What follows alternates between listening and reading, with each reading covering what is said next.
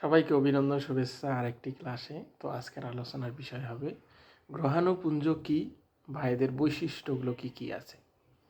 What is the asteroid and write the major characteristics of the asteroid. তো গ্রহাণুপুঞ্জ তোমরা সবাই জানো, পড়েছো ভূগোলের মধ্যে যে গ্রহাণুপুঞ্জ। তো আমরা যদি দেখি যে বিভিন্ন গ্রহগুলোর মধ্যে যেমন মঙ্গল ও বৃহস্পতির মধ্যে এই অসংখ্য নীহারিকা বা অসংখ্য ছোট ছোট গ্রহ দেখা যায়, এদেরকে বলা হয় গ্রহাণুপুঞ্জ। কাদের মধ্যে? মঙ্গল ও বৃহস্পতি গ্রহের মধ্যে অসংখ্য ছোট ছোট গ্রহ দেখা যায়, এদেরকে বলা হয় গ্রহাণুপুঞ্জ। মনে রাখবে, এই গ্রহাণুপুঞ্জগুলো আয়তনে বেশ ছোট এবং এরা সূর্যের চারিদিকে নির্দিষ্ট নিয়মে ঘোরে। এরা কি করে? সূর্যের চারিদিকে নির্দিষ্ট নিয়মে ঘোরে। এদের আকৃতি ঠিক গোলাকার নয়, মানে উপবৃত্তাকারের মতো কিছুটা। এগুলো কোনো বড় গ্রহের খণ্ড বিখণ্ড অংশ। অনেকে মনে করেন যে বিভিন্ন যে বড় বড় গ্রহগুলো আছে সেখান থেকে বা তার খসে যাওয়া অংশ বা অবশিষ্টাংশ হিসাবে ধরা হয়। হ্যাঁ, মনে রাখবে। তাহলে গ্রহাণু হলো ছোট বায়ুহীন পাথুরে বা ধাতব অবশিষ্টাংশ যদি আমরা বলি, যা প্রায়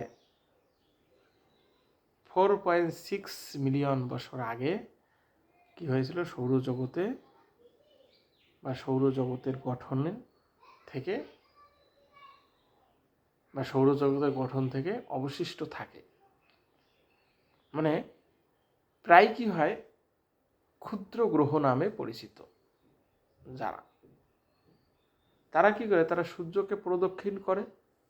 বলতো মঙ্গল ও বৃহস্পতির মধ্যবর্তী প্রধান গ্রহাণু বেল্টের মধ্যে এবং আকারে কি ক্ষুদ্র নুড়ি পাথর থেকে শুরু করে শত শত মাইল পর্যন্ত বিস্তারিত হয়ে থাকে। তো গঠন যদি আমরা দেখি যে মূলত শিলা ধাতু যেমন লোহা, নিকেল অথবা কাদামাটি দিয়ে তৈরি এর এই গ্রহাণুপুঞ্জগুলো। হ্যাঁ, যদি অবস্থান দেখি মূলত গ্রহাণু বেল্টে বা গ্রহের মূল গ্রহাণু বেল্টে ঘনীভূত হয়ে এগুলো পৃথিবীর কাছাকাছি সহ সৌরজগতের সর্বত্র পাওয়া যায়। হ্যাঁ, অবস্থান। আকৃতি যদি আমরা দেখি যে বেশিরভাগ আকৃতিতে অনিয়মিত এবং কিছু বড় গ্রহাকার সংঘর্ষের ফলে বা প্রায় এগুলো গর্ত বা গর্তের মতো হয়ে থাকে। মনে রাখবে, আকার যদি আমরা দেখি এগুলো ছোট পাথর থেকে শুরু করে বিশাল বস্তু যেমন বামন গ্রহ সেরেস পর্যন্ত বিস্তারিত, যার ব্যাস 490 কিমি পর্যন্ত হয়ে থাকে।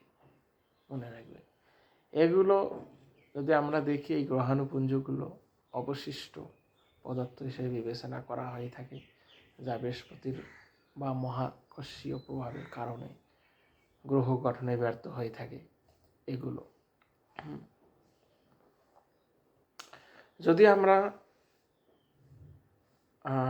গ্রহাণুর সঙ্গে অন্যান্য বস্তু তুলনা করি তাহলে দেখি যে যদি উল্কাপিণ্ড দেখি যে গ্রহাণুপুঞ্জের চেয়ে ছোট, সাধারণত 1 মিটারের কম ব্যাস। মনে রাখবে, ধূমকেতুর সাপেক্ষে যদি আমরা দেখি যে গ্রহাণুর বিপরীতে, অর্থাৎ ধূমকেতুগুলো বরফের মতো সূর্যের কাছে আসার সময় একটি লেস বা কোমা তৈরি করে।